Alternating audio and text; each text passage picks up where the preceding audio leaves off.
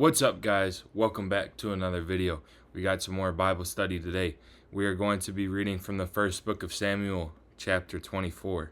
David then went up from there and stayed in the strongholds of En-Gedi. When Saul returned from the pursuit of the Philistines, he was told that David was in the desert near En-Gedi.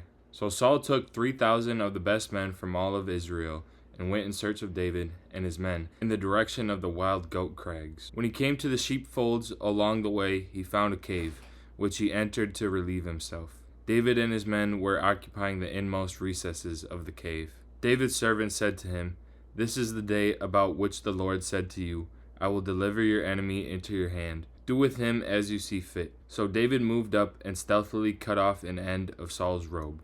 Afterward, however, David regretted that he had cut off an end of Saul's robe. He said to his men, "The Lord forbid that I should do such a thing to my master, the Lord's anointed, to lay a hand on him, for he is the Lord's anointed." With these words, David restrained his men and would not permit them to attack Saul. Saul then left the cave and went on his way. David also stepped out of the cave, calling to Saul, "My lord, my king." When Saul looked back, David bowed his face to the ground in homage, and asked Saul, "Why do you listen to those who say, 'David is trying to harm you'? You see for yourself today that the Lord just now delivered you into my hand in the cave. I was told to kill you, but I took pity on you instead.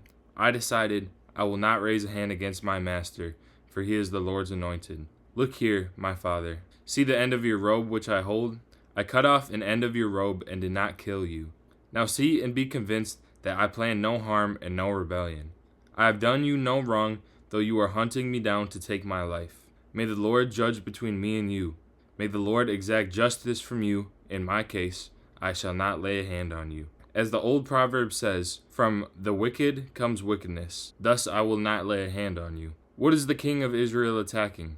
What are you pursuing? A dead dog? A single flea? The Lord will be the judge to decide between us. May the Lord see this, defend my cause, and give me justice against you." When David finished saying these things to Saul, Saul answered, "Is that your voice, my son David?" And he wept freely. Saul then admitted to David, "You are more in the right than I am. You have treated me graciously, while I have treated you badly. You have declared this day how you treated me graciously. The Lord delivered me into your hand, and you did not kill me. For if someone comes upon an enemy, do they send them graciously on their way? So may the Lord reward you graciously for what you have done this day.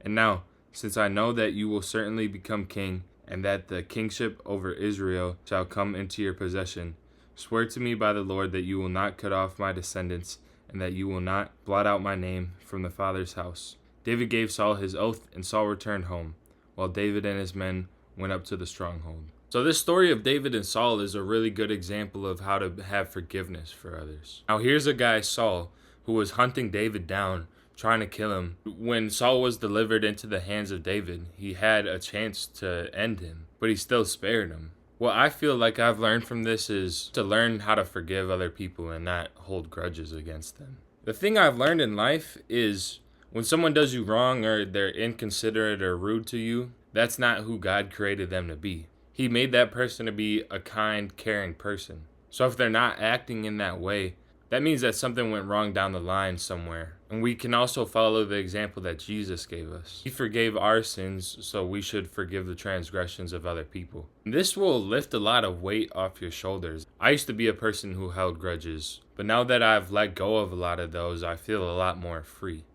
So that's all I got for you guys today. Have a good rest of your week. Stay jiggy.